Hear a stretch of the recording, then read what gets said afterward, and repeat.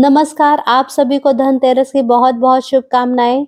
Friends, आज की इस वीडियो में हम धनतेरस के दिन सुनी जाने वाली कथा का श्रवण करेंगे। तो एक जल का लोटा आप भर कर रखिए पूजा में और इस दिन हम कुबेर जी और धन्वंतरी जी और माता लक्ष्मी और गणेश जी का विशेष रूप से पूजन करते हैं। तो हाथ में हमें अक्षत लेकर पूजन संपूर्ण होने के बाद अक्षत और पुष्प लेकर इस प्रकार से हम ध्यान पूर्वक इस कथा का श्रवण करेंगे। फ्रेंड्स, उत्तर भारत में कार्तिक कृष्ण पक्ष की त्रयोदशी के दिन धनतेरस का त्योहार पूरी श्रद्धा और विश्वास के साथ मनाया जाता है। धन्वंतरी के अलावा इस दिन देवी लक्ष्मी और धन के देवता कुबेर जी का भी पूजन करने की मान्यता है। इस दिन को मनाने के पीछे धन्वंतरी जी को जन्म लेने की कथा के अलावा दूसरी कई कथा प्रचलित है। कहा जाता है कि एक समय भगवान विष्णु मृत्यु लोक में विचरण करने के लिए आ रहे थे। तब लक्ष्मी जी भी उनके साथ चलने का आग्रह करने लगी। तब विष्णु जी ने कहा, यदि मैं जो बात कहूँ अगर तुम वैसा ही मानो तो फिर चलो। तब लक्ष्मी जी बात मान गई और भगवान विष्णु के साथ भूमंडल पर चली गई और भगवान विष्णु के साथ भूमंडल पर आ गई। कुछ देर बाद एक जगह पर पहुंचकर भगवान विष्णु ने लक्ष्मी जी से कहा कि जब तक मैं न आऊं तुम यहाँ ठहरो। मैं दक्षिण दिशा की ओर जा रहा हूँ, तुम उधर मत आना। विष्णु जी के जाने पर लक्ष्मी जी के मन में कौतूहल जागा कि आखिर दक्षिण दिशा में ऐसा क्या रहस्य है जो मुझे मना किया गया है, और भगवान स्वयं चले गए।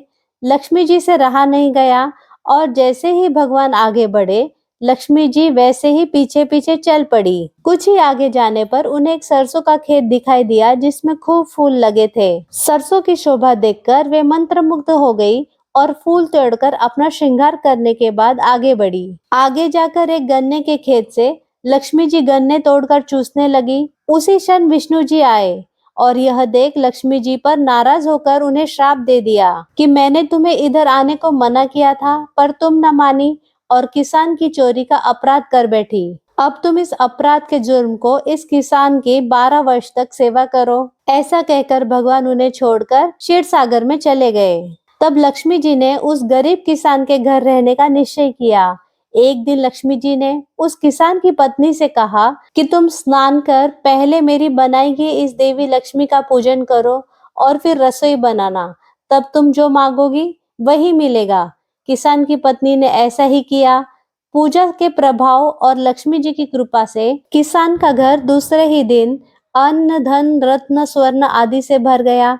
लक्ष्मी जी ने किसान को धन धान्य से परिपूर्ण कर दिया। किसान के 12 वर्ष बड़े आनंद से कट गए। फिर 12 वर्ष बाद लक्ष्मी जी जाने को तैयार हुई। विष्णु जी लक्ष्मी जी को लेने आए तो किसान ने उन्हें भेजने से इनकार कर दिया। तब भगवान ने किसान से कहा कि इन्हें कौन जाने देता है, यह तो चंचला है, कहीं नहीं ठहरती। इनको बड़े बड़े नहीं रोक सके।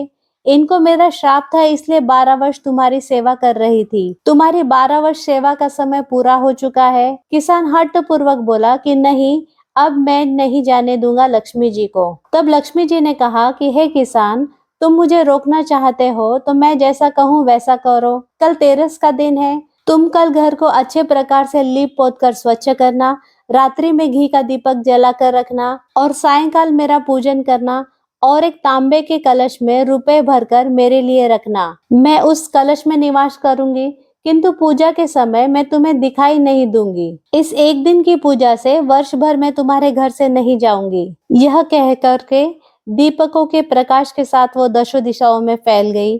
अगले दिन किसान ने लक्ष्मी जी के कहे अनुसार वैसे ही पूजन किया। उसका घर धन धान्य से परिपूर्ण हो गया। इसी वजह से हर वर्ष हम धनतेरस के पर्व में लक्ष्मी जी की पूजा करते हैं। तो बोलिए लक्ष्मी मैया की जय।